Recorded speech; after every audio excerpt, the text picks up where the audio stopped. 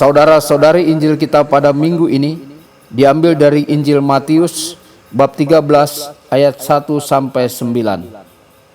Pada hari itu keluarlah Yesus dari rumah itu dan duduk di tepi danau. Maka datanglah orang banyak berbondong-bondong lalu mengerumuni dia sehingga ia naik ke perahu dan duduk di situ, sedangkan orang banyak semuanya berdiri di pantai. Dan ia mengucapkan banyak hal dalam perumpamaan kepada mereka. Katanya, adalah seorang penabur keluar untuk menabur.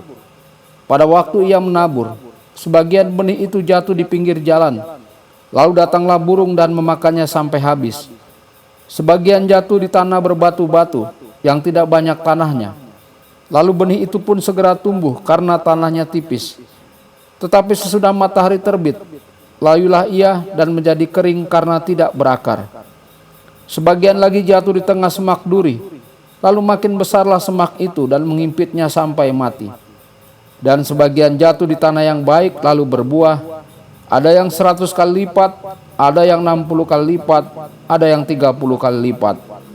Siapa bertelinga, hendaklah ia mendengar.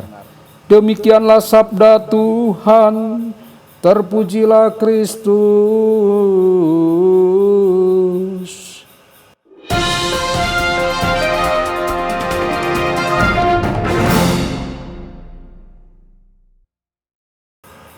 Saudara dan saudari terkasih dimanapun Anda berada, jumpa lagi dengan saya Romo Tedens dalam saluran Warta Kabar Sukacita.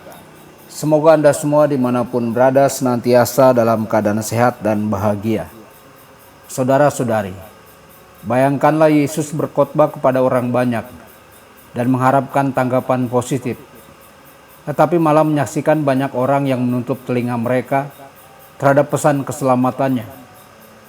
Suatu hari Yesus memikirkan hal itu saat dia melihat seorang petani menabur benih. Dia melihat burung segera datang dan mengambil sebagian benih itu. Dia melihat benih yang sebelumnya ditaburkan rusak oleh matahari. Dia melihat beberapa kecambah dirusak oleh gulma. Dia kemudian mengingat wajah-wajah, bahkan nama-nama orang yang mendengar pesannya, tetapi yang memilih untuk tidak menanggapinya, atau tanggapannya berumur pendek. Kita diingatkan tentang perikop Injil lainnya.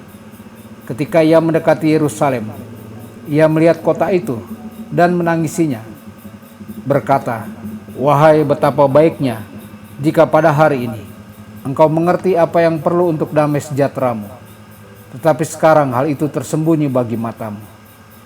Saudara-saudari, nasihat untuk mengindahkan firman Allah sering terdapat dalam kitab suci.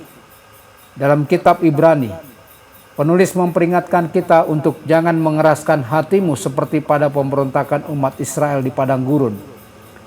Umat Israel menanggapi dengan cara yang tidak baik setelah eksodus dari Mesir. Mereka tidak tahu jalanku. Saat aku bersumpah dalam amarahku, mereka tidak akan masuk ke perhentianku.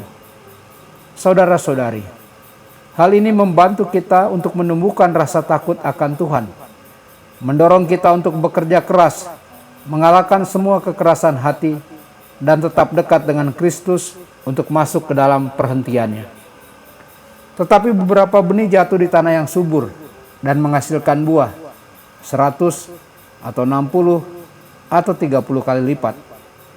Buah yang Tuhan ingin kita hasilkan adalah kebajikan yang diilhami oleh iman, harapan, dan cinta. Jika kita bertumbuh dalam kebajikan setiap hari, dalam meneladani Kristus dan untuk mengasihi Dia, kita dapat yakin bahwa kita memperhatikan suaranya dan menyenangkan di matanya. Yang terbesar dari semua kebajikan adalah amal kasih.